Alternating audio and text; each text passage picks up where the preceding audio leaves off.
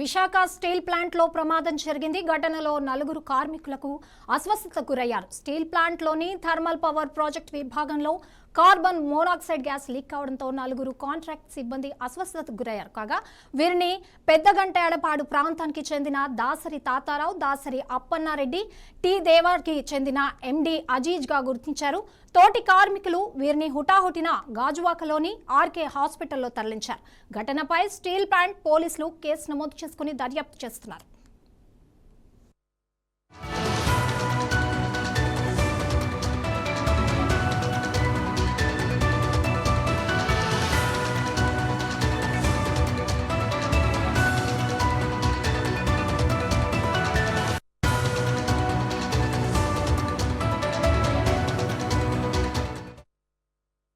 ఈరోజు TPP department లో సాయంత్రం 5 గంటలకి కాంట్రాక్ట్ కార్మికులు 4 గ్యాస్ లీక్ అయి స్పృహతప్పిపోయి పడిపోయిన వెంటనే ఇక్కడ పెదగంటేడ ఆర్కే హాస్పిటల్ వద్దకి 4 తీసుకొచ్చి అందుబాటులో హాస్పిటల్ ఉండడం వల్ల వాళ్ళకి ఎటువంటి ప్రాణాపాయం లేకుండా బాగానే ఉన్నారు.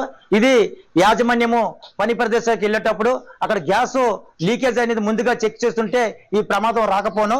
ఇది ముందుగా చెక్ చేయక కార్మికులు తీసుకెళ్లడం వల్ల వీళ్ళు గ్యాస్ మింగి స్పృహతప్పిపోవడం వల్ల ఒక ప్రమాదం అనేది తప్పింది. హాస్పిటల్కి అందుబాటులో రాకపోతే మాత్రం వీళ్ళ కుటుంబాలు ఏమైపోయిననేసి మనం కూడా ఆలోచించిన విషయం వచ్చింది. ఇప్పటికైనా యాజమాన్యం చొరవ తీసుకొని సేఫ్టీ భద్రత ద్వారా కార్మికులకి మంచి వైద్యం అందించేట్లా చూడాలి, సేఫ్టీ భద్రత కల్పించాలి. అలాగే ఏదైతే ఉందో కార్మికుల కుటుంబాలకి ఇప్పుడు వరకు కూడా ఎక్కువ పని చెప్పి కార్మికులు తక్కువగా ఉండి వల్ల అక్కడ ఇబ్బందిగా ఉంది. ఇప్పటికైనా యాజమాన్యము పనిలో నైపుణ్య కార్మికులు పెట్టి ఆ యొక్క సేఫ్టీ భద్రత కాపాడతారనేసి కోరుతున్నాం. ఆ 4 ఇప్పటి వరకు బాగానే ఉంది. హాస్పిటల్లో ట్రీట్మెంట్ తీసుకోవడం వల్ల 4 కూడా చాలా బాగానే కనిపిస్తున్నారు. ఇటువంటి